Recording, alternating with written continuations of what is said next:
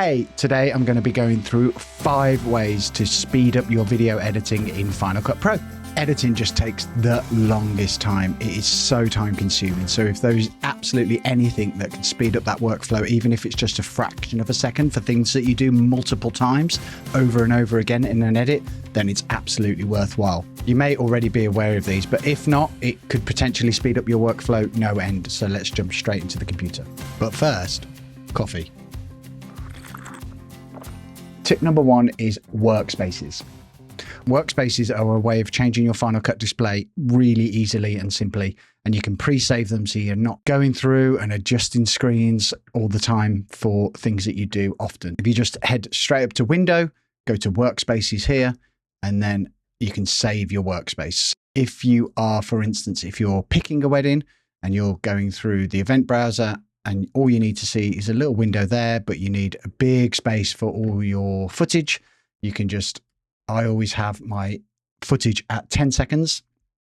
So let's just go to the very top.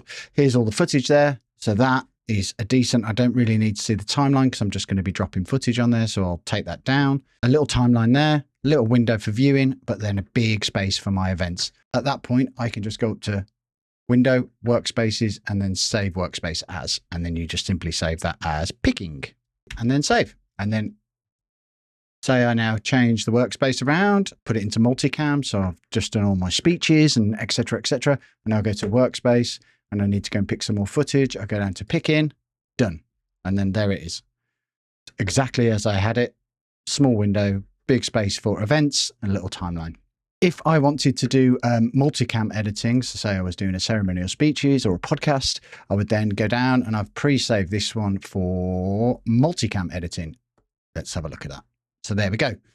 So small event browser, so I don't need to see the footage because I've already put it in. I'm in the multicam edit already. So I've got big windows here to see all my different camera angles. I've got an event viewer to see what is being shown down in the timeline. And then I can just simply go through and edit then, and I can just literally pick live from the 2 camera angles. Another really good one is for color correcting. Again, a different workspace is required. So I have pre-saved color correcting.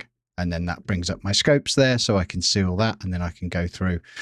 And then if I want to edit that, I can just simply go into effects here. That window's already open, so it's already there. I can see what I'm seeing, and then I can see my scopes as well. Also, if you've saved a workspace, but you actually want the screen to be a little bit bigger and you're making some adjustments, but you want the timeline to be a little smaller as you're working on it, you can just go up to Window, Workspaces, and then just update color correcting workspace. Job done.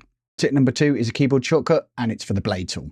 I use the blade tool all the time, and by default you go into your timeline, and when you want to cut something, so you want to cut a piece of footage there, you highlight over it and then you press Command B, and then there it goes. It cuts it into two different pieces, and you can move that around, delete that piece of the footage, whatever you want to do. Using the blade tool as much as I do, it takes time to press Command B.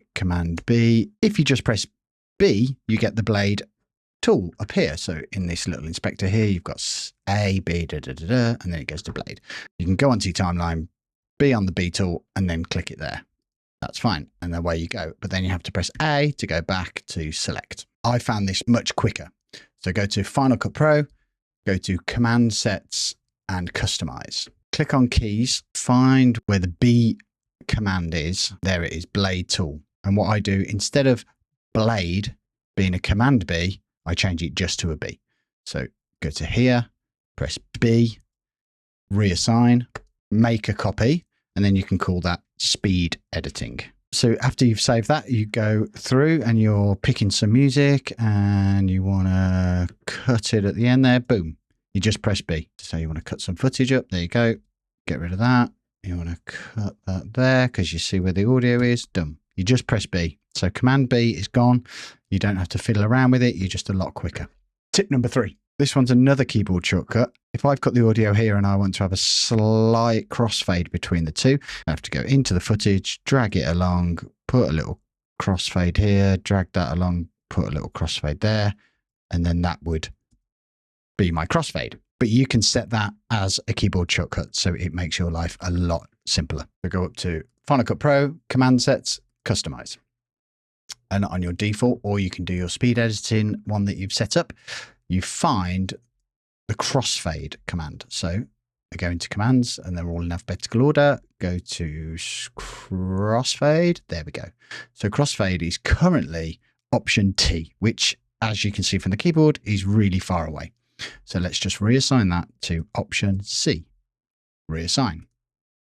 There we go. Done. And then save that. So now as you head back into your timeline and you want to crossfade all of these cuts that you've made in audio, press option C, and then that crossfade has been made. Although you won't see it because it's not very close up.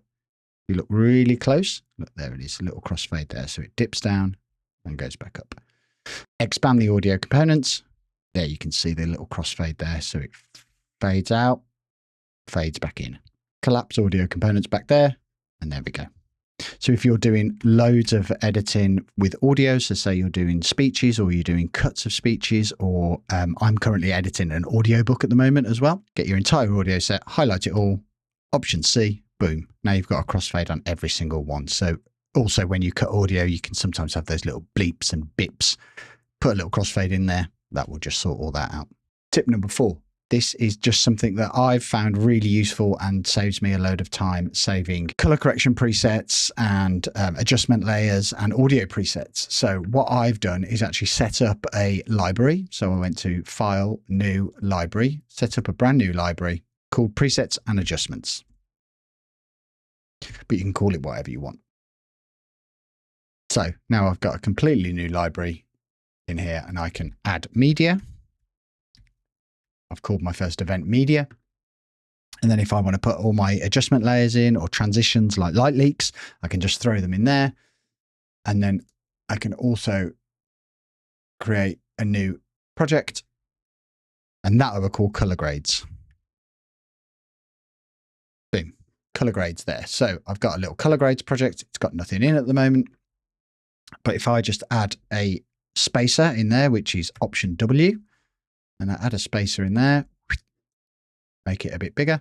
So if I've got a project where I've got a color grade that I really, really like and I want to keep and use it over all projects. So for instance, here I've got this like color grade over here, which has got various things in sharpening, which I always use, dehancer, which is my preset. And I always put this adjustment layer over all of my wedding films. So if I want to save that, I just press Command C, go back to my color grades, press Command V, trim it down a little bit. And then here, I can rename that to whatever I want. And then I've got my dehancer wedding preset for 2024. So if I ever want to go back to that, so I'm in my Untitled project, I've done all my editing and I just want to throw my color grade on and then make my final adjustments. So all I'll simply need to do is go to my presets and adjustments, color grades, find the color grade that I want, press Command C, then go back to my project and then Command V to paste it straight on there. There it is. So then that's starting to look good. And then all I'll simply do to make color corrections is actually go onto the file and then start my color correction, knowing that the adjustment layer is on top. So my last tip for speeding up your editing workflow is for picking footage. So this is completely subjective to the way that you edit films. But the way that I go about it is I will open my window, go to Workspaces, go to picking, and then that opens my workspace here. So I've got a big event window so I can see all of my footage.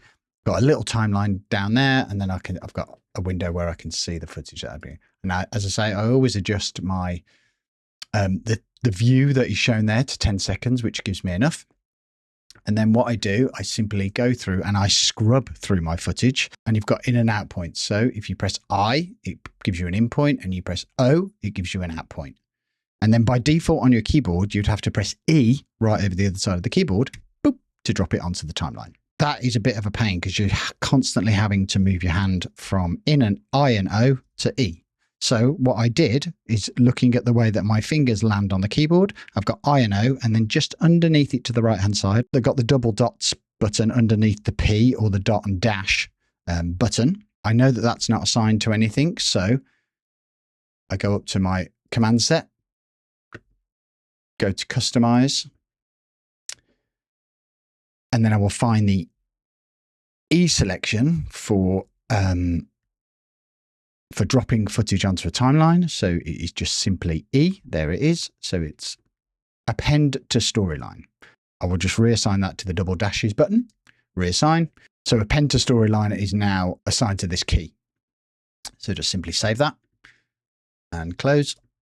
And then now I will scrub through my footage with my middle two fingers over I and O for in and out. And then my index finger is over the double dash. So I can literally scrub through that. See that there, out, down, in, out, down, in, out, down, in, out, down.